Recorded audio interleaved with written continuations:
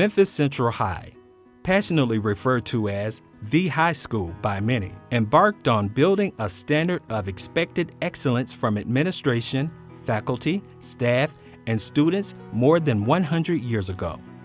Today, it is difficult to imagine a school principal being assigned or not assigned to a school based on gender.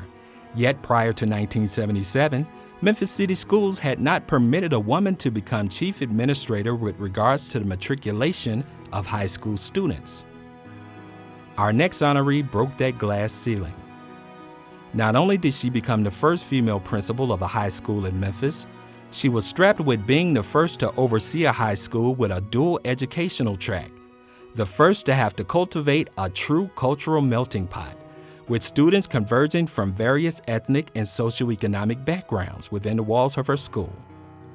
Yet she, her faculty and staff, were indeed the first to make a success of it all, not only upholding, but expanding the school's long-standing tradition of excellence in being academically superior, athletically strong, civically engaged, culturally aware, and prepped to become tomorrow's leaders.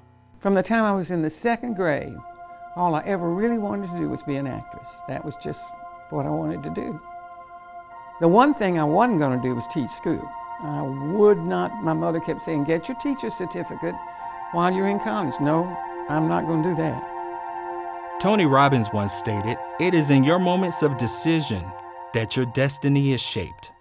Ms. Leffler experienced a series of life-altering decisions, from her family's Depression-era relocation from Alabama, her desire to be an actress, which led her from Southwestern to Northwestern, and her need to be near her ailing father that landed her in the classroom, and onto a pioneering path in education.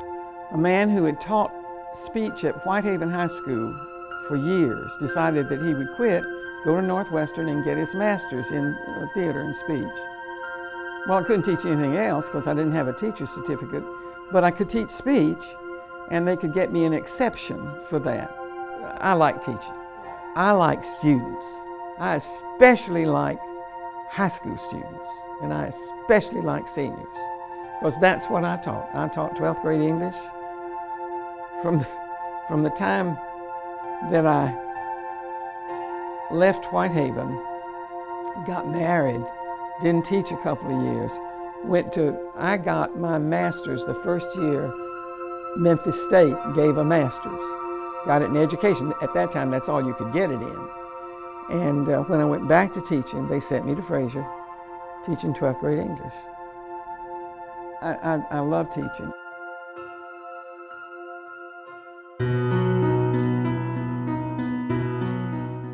I became a guidance counselor. I was one of the nine original guidance counselors in the city schools. And the way it happened was your principal came to you and said, would you like to be our guidance counselor? And you sort of said, I don't know, what is it? And he said, well, you're ours. And there were 9 of us, and we went madly out to Memphis State to find out what in the world we were supposed to do as guidance counselors. At Fraser, I had 1,500 students. I taught 3 periods of English, and I had 3 periods to be a guidance counselor for 1,500 students. But you know the program grew from that to full-time guidance counselors. Before I left Fraser, I was made assistant principal out there. My principal, Mr. Stimbert, and he certainly wasn't alone, this was the way they thought. He didn't waste his assistant principalships for women, because no woman was going to be principal of a senior high school. And he used those positions to get men trained to be principals of high schools. But my principal, Mr. Leon Stevenson, wanted me. And he just kept at it until he got me. And so that was sort of my first. After the tumultuous 1960s, Memphis was forced to deal with the desegregation of its school system in the early 1970s. Ms. Leffler and others would now have a very unique chapter within their career story. It was an interesting time. It was hard. The board required us to meet together on a regular basis. And you'd leave there frustrated and sometimes angry and sometimes sort of confused. But what they were doing, I guess this is what they knew they were doing, was they were making us talk our way through some of these things. They made us swap schools, not swap schools, but visit. I went down to Kansas to Charles Patterson. Charles Patterson was probably 6'6", and he was black. When he came to Macon, those little white children were just absolutely enthralled with him, and they would literally grab onto his legs as he was trying to walk down the hall.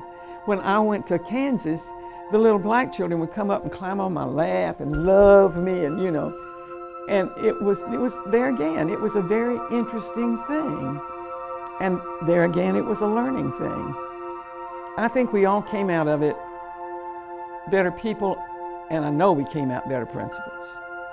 I know we came out better prepared to handle all kinds of children. That was a good thing. It was hard, but it was a good thing.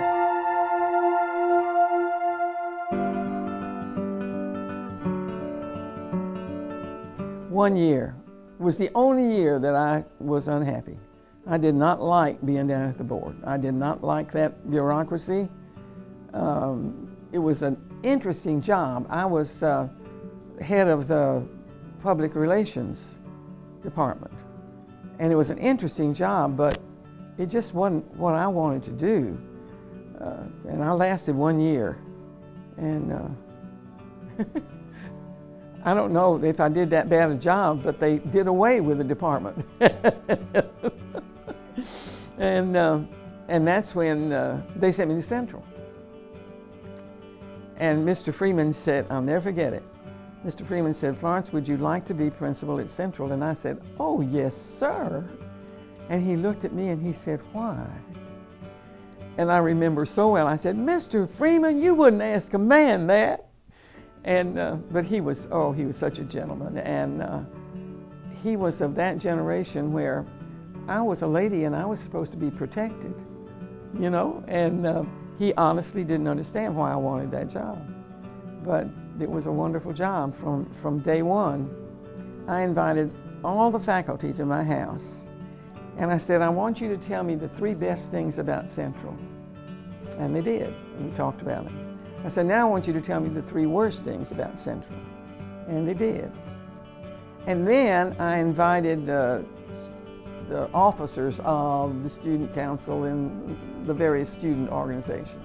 Same thing. Their answers were almost identical. The students and the teachers saw the good and the bad the same way. I met with the coaches and I said, now y'all, I want you to understand, I don't know a thing in the world about coaching, and I will never try to tell you how to coach. But there is one thing that's important to me. I don't ever want to see Central run up a score. I think that is tacky and poor sportsmanship. I just don't want Central to do that. Okay, so we won the state championship 2 years in a row under Jimmy Adams. And one night, oh my, we had a big score. It was a big score. And the next morning I was standing at the counter in the office when the teachers were coming in. Jimmy walked through the door and I was standing there and he threw his hands up and he said, I played the whole bench. And that was the kind of relationship. The teachers at Central were, well, all the teachers I worked with were really, really wonderful. I was blessed, really blessed. Mr. John White came from White Station Senior Highs with me to Central at my request. I had worked the cafeteria with him at White Station. I always worked the cafeteria. And I knew how good he was. He was young, he'd been a coach, he could chase them down, I mean, literally, He was wonderful. He really was we made a team. We made a really good team. What I do remember is the first time I walked into a pep rally in the gym, there were all the black students and there were all the white students. And I said to Coach Kate, we can't have that. And he said, well, Miss Leffler, they sit where they want to sit. I said, well, from now on, The seniors sit there, and the juniors sit there, and the sophomores sit there, and you would still have pockets. You would still have pockets. Those kids got along great. They got along great in all the extracurricular activities and in classrooms and that kind of thing. Everything was fine. And it wasn't, I think, a racial thing that in the lunchroom, pretty much the black students ate together and the white students ate together. And in the pap rally, the black students sat together and the white students sat together. But in the hall, in extracurricular activities, at games, I don't recall there ever having been a problem. It was never enough of a problem to get to me, I'll say that, I know that. After retirement, this pioneering educator sets out to pursue her original career goal, far, far away from Memphis. My husband let me go to New York for a year. I guess way down deep there was still that wanting to be an actress. And through a series of very lucky incidences, I left Memphis having 2 New York agents, which is nothing short of a miracle. But it was an exciting year. I studied with Otto Preminger and Jose Ferrer. I did 3 off Broadway plays. That second off is very important. You rehearse for 3 weeks, you perform for a week, and they pay you $100. So that second off makes a big difference. It was a fantastic year. Just, I find an energy in New York that's just contagious. I loved it. A return to Memphis brings both new challenges and new direction to the life of this trailblazing woman. Well, my husband died. And what was I going to do? Because I hadn't joined much of anything. As long as he was alive, we traveled a lot. I enjoyed him. He was my best friend.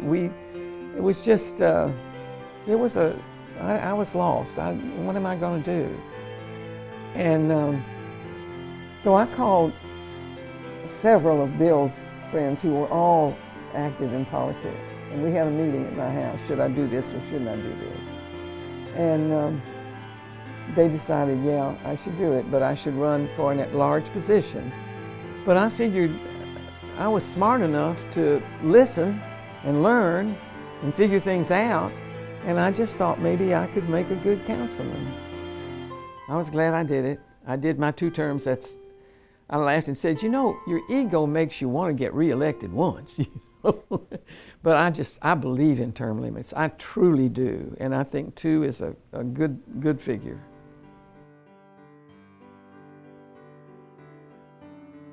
I love the Salvation Army.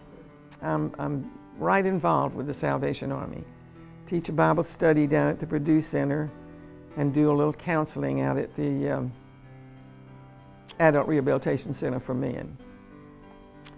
I'm in the auxiliary. I was president of the auxiliary. It's a thing, I think it's a wonderful organization and they do wonderful work.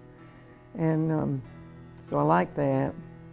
And of course I like the symphony and the Symphony League. A 20th century professional reluctantly settles into a 21st century form of retirement. I do email. Don't like it.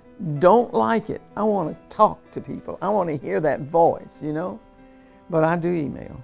The reason I do email is that I realized in all the organizations I was in, they do everything, notifications and everything by email. And I realized they were having to call me, or what do they call the other, snail mail me, and I was being in a lot of trouble. But I realized that it's a convenience, and but I don't like it. I loved teaching school every day I did it. I hated getting up at 5:30 in the morning every day I did it, but it was a good run.